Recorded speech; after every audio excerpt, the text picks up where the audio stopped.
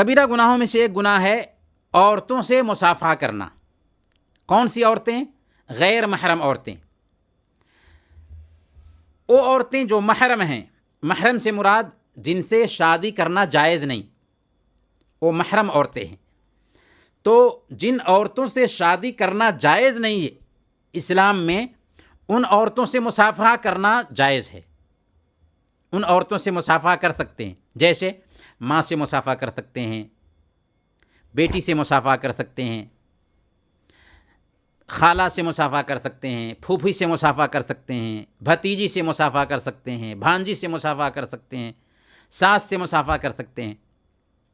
تو یہ وہ عورتیں ہیں جن سے شادی حرام ہے، تو ان سے مصافحہ کرنا جائز ہے۔ مرد اپنی محرم عورتوں سے مصافحہ کر سکتا ہے، لیکن جن عورتوں سے شادی کرنا جائز ہے، ایسی عورتوں سے مصافحہ کرنا کبیرہ گناہ ہے، حرام ہے۔ اور اللہ کے نبی صلی اللہ علیہ وسلم فرماتے ہیں انی لا اصافح النساء، میں عورتوں سے مصافحہ نہیں کرتا۔ اللہ کے نبی صلی اللہ علیہ وسلم کسی عورت سے مصافحہ نہیں کرتے تھے، غیر محرم عورتوں سے۔ اور اللہ کے نبی صلی اللہ علیہ وسلم نے معجم الطبرانی کی روایت کے مطابق سخت وعید بیان کی ایسے لوگوں کے لیے جو کسی غیر محرم عورت سے مصافحہ کرتے ہیں۔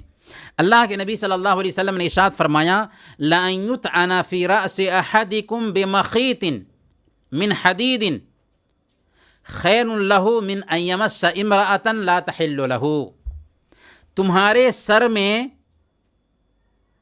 لوہے کی سوئی چبھائی جائے، یہ آسان ہے اس بات سے کہ تم میں سے ایک آدمی کسی غیر محرم عورت سے مصافحہ کرے۔ تمہارے سر میں لوہے کی سوئی چبھوئی جائے، یہ آسان ہے اس بات سے کہ تم میں سے کوئی آدمی کسی غیر محرم عورت سے مصافحہ کرے۔ تو جس مصافحہ کو آج فیشن سمجھا جاتا ہے، ہمارے اسلام نے اس کو کبیرہ گناہ شمار کیا ہے۔